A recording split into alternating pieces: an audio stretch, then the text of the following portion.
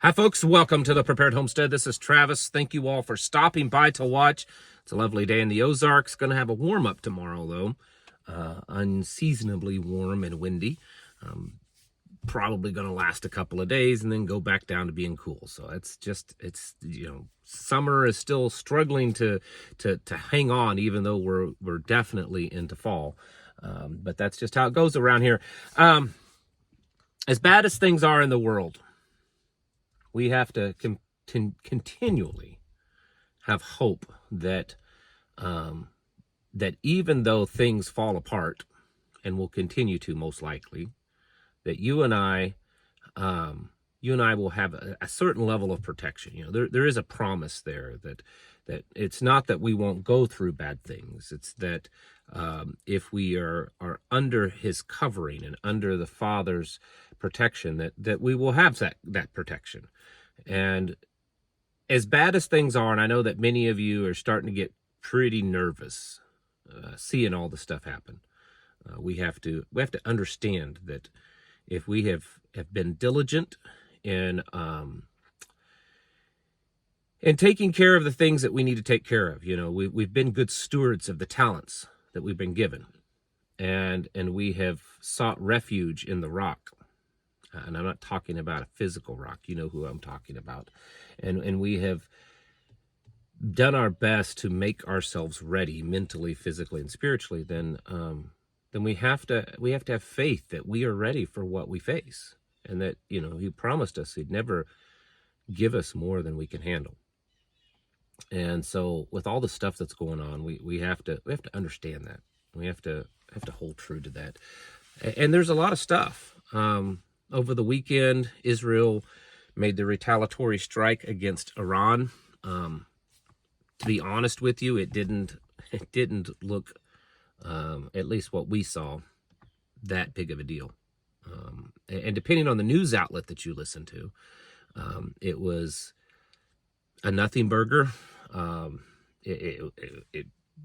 Some people are saying that Iran has sent messages through back channels that they're not going to retaliate, but yet through official channels that Iran is saying that it does sound like that they are going to retaliate. So it's still up in the air with that. Everything else that's going on is just it's getting worse. The whole election is becoming an absolute clown show, and it's not that far away.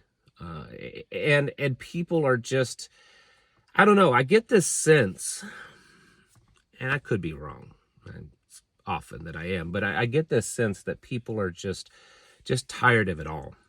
They're at a point of just sheer exhaustion of the heightened, dramatic, intense fear that's just being spread around, and that the end is just around the corner. And I think that people have grown tired of it.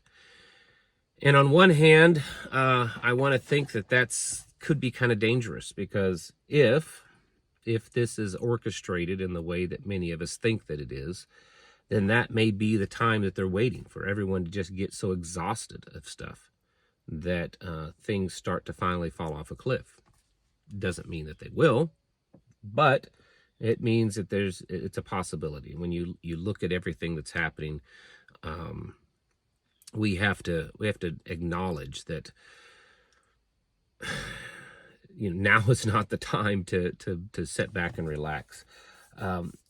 I want to encourage each and every one of you to be really evaluating yourselves, your home, your homestead, your community, your tribe, your mag, whatever it is, your everything, evaluating it, reviewing it, testing it, assessing it, because I think we're getting close to that home stretch, where things will start really becoming noticeably bad. And when I say that, I know all of you are thinking, well, it's been noticeably bad for a long time. It's been noticeably bad for the people that have the eyes to see and the ears to hear.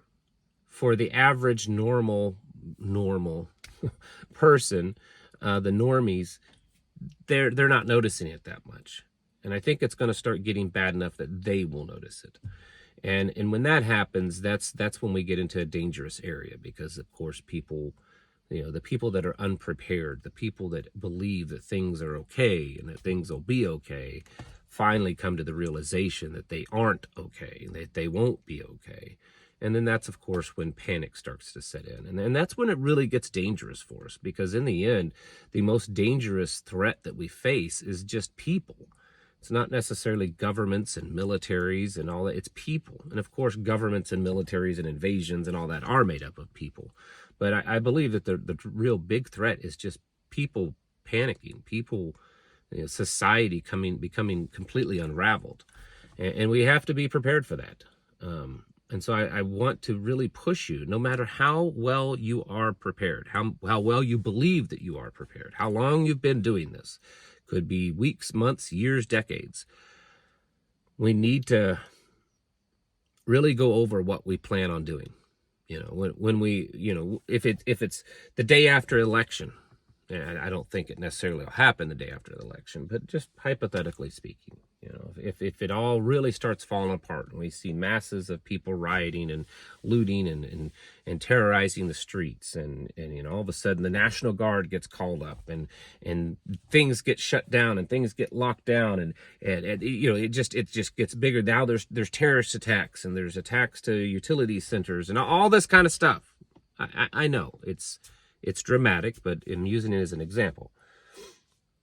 You need to know very confidently what your reaction is going to be. Let's again take, for instance, what's happened in the Carolinas and the Appalachian Mountains with the hurricane and the flooding. It's a horrible, tragic event. People are still struggling and still suffering, and it will be that way for a long time. It's unfortunate, but thankfully that there are some really good people that have given. Many of you have given your time, money, and will continue to do that. But the point is how many of those people were prepared for an event like that? I would say probably very few. Even people in those areas that were, hardcore preppers, probably very few were really prepared for something like that, because that's not your typical thing.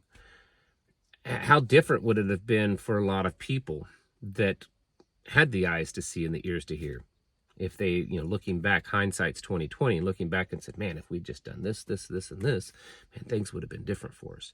It's the same thing with people going through, other natural events, people that's experienced very tragic things in their lives. They look back and they say, oh, if I'd only done this, things would have been differently. We need to start thinking that way. What are the what ifs that I can plan for? And of course, you're not going to be able to plan for everything and be ready for everything. But if we start thinking down that road, most of us will come up with things that, what, I hadn't thought of that before. I should probably do that. I should probably get ready for that. And sometimes it's just communications. If you have a group, a crew, a team, a mag, how do you communicate with each other? How do you respond to each other? How do you react to things? Is there a fallback position that everyone goes to? Does everyone go to one particular person's house? What are the ways that you stay in communication? All these kinds of things and more need to be worked out.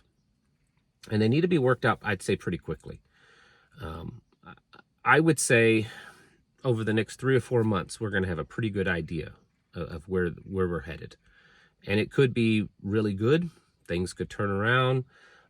Promises could be fulfilled that's been made over the last few months, and we could just, have a wonderfully peaceful, prosperous nation once again. But that's probably unlikely at this point. And we have to prepare for the worst. And if it doesn't happen, then that's great, right? That's great.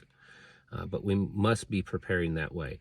So, again, I want to really push you to be doing this. Yes, we have a lot of things to be thankful for. And we should feel privileged to be living in this time period, that we were chosen to live in this time, and that we have a purpose and a plan for us.